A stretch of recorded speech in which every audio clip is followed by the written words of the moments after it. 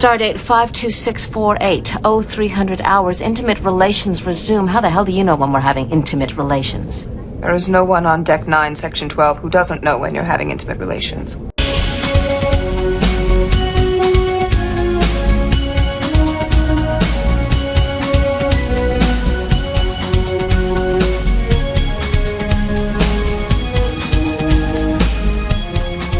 Welcome back to our 7 of 9 that we printed out on our resin printer.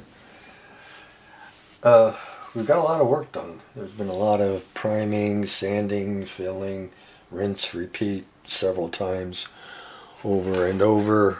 We've done a modification, did a little bit of surgery, and we've got her head primed and ready to go. So we're going to talk all about that. We've got our colors. We're going to talk all about that in this video. So the first thing we'll talk about is getting her suit ready, which I think we're getting her suit pretty good. Excuse my camera here. We're going to have to do a lot of adjusting because of her height, but you can kind of see her suit. I think it's looking pretty spiffy. We've got all the seam work taken care of, some of the printing flaws that one gets, whether you're using a resin or a filament. You always have flaws from your supports or just weird printing flaws. At least on my printer, sometimes I get some weird printing flaws, but those have all been taken care of. So there's her front, which I think looks pretty good from her neck to her toes. Now I'm going to turn her around here. You can kind of see the back, which I think also looks pretty good. We got all that taken care of, all the flaws for the most part. The reason why I'm spending so much time on these, on the surface areas of her suit is because, you know, on the TV show, her suit was pretty skin tight. So, you know, the fact that we're painting it a silvery metallic color, you know, any kind of flaw, it's really going to show up. So we kind of have to take an extra mile on this one to make sure that, you know, her suit is somewhat smooth. It's not going to be perfect, but it has to be a little bit. I have to take a little bit more care on this than I would normally do, just to get a good finish when we go to paint it. So, and I think she is about there. So I think this part of her body is almost ready for paint. Obviously, we're going to have to do some more seam work when we glue the arms on, but I think at this stage, I think this part of her body looks pretty spiffy. I just missed something right here. I just now saw it. So I'm going to have to address that right here, because that'll definitely show up. Alright, it's like every time I look at this thing, I find one more spot I need to address. So I thought she was ready, but I see that spot there, and that's not going to work.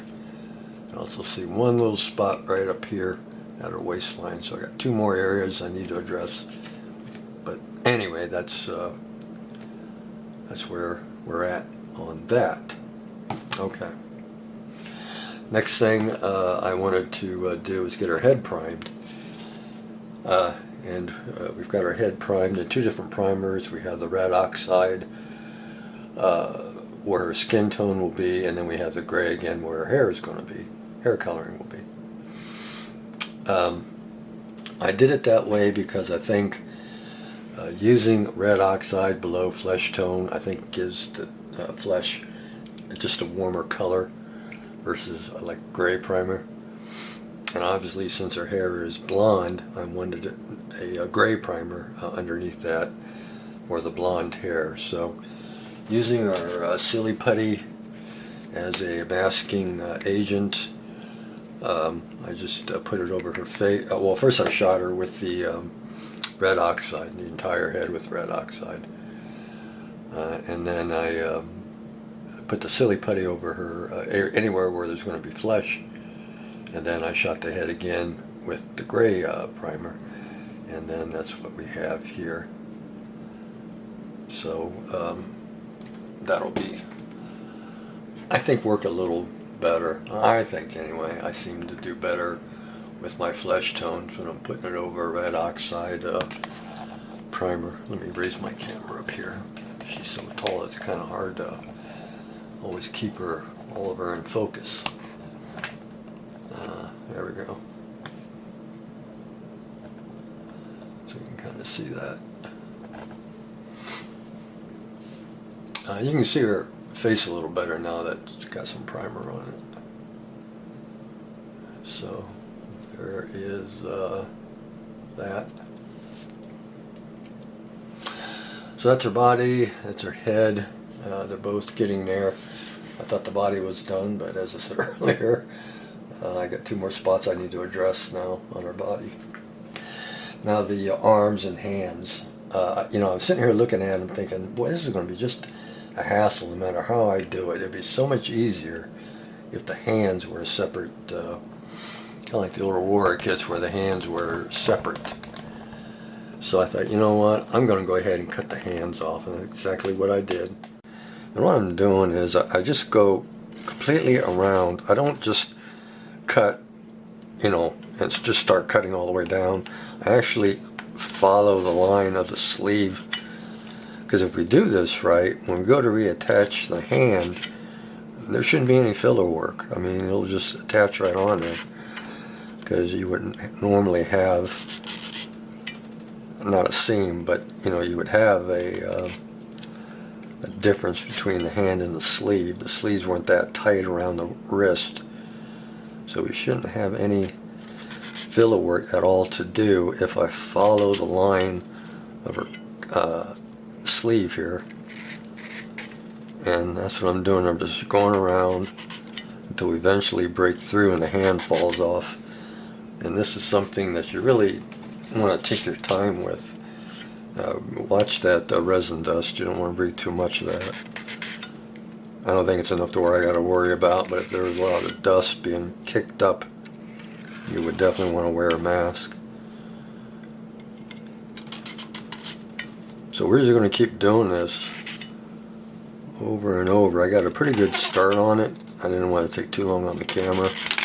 Yeah, there we go. Okay, so now we have a nice clean cut of her hand. And then when it comes time to glue the hand back on, there really shouldn't be any filler work. I'll do a little sanding here so each surface is a little smoother. But yeah, I think make sure I keep the right hand with the right arm. I think this will be so much easier dealing with the hands when it comes to painting and her suit as well. So that is her body, that is her head, arms, hands. The colors I'm going to be using on her for the suit, we're going to use this sterling silver from Folk Art, which I think will be a, let me raise this up a bit, will be a nice color. I think it's a perfect color actually for her suit. Based on what I saw on TV, I think that's the perfect color for her suit. Her Borg implants that are left behind, I think we're going to use this gunmetal gray, which I think is the perfect color for her Borg stuff. And then to highlight the Borg implants, her glove and eyepiece there, and there's a little star thing underneath her ear, we'll just go over it with some platinum. I'll dry brush some platinum over that. So that's going to be our 3 main colors: gunmetal gray, sterling silver, and then platinum on 7. And then for the flesh tones, I bought this pack of Fantasy Game Air from Vallejo paints. We got the pale flesh, flesh, barbarian flesh, burned flesh, red terracotta, beastie brown, dark flesh tone, and hexed lichen. So I think we can get some good tones going with these colors. So that's what we'll be using for her flesh tone. So yeah, that's pretty much about it. I'm forgetting something. I know. Oh, the base. I finally got my acrylic base in, the hex. I think it's pretty cool. It's by Art Minds. I got it at Michael's, and I think that'll make a great base. The only thing is it kind of sits up a little high. I might try to mask off the sides here and trim, maybe cut it down, maybe just basically cut in half and drop it down a little bit, because it's just a little too high. I mean, she's 15 inches now, and you know the height of this adds an inch and a half. So let me take her head off here before it goes rolling across the floor. So when she's on here, she's really going to be a tall display piece. So I might try to cut that down a bit.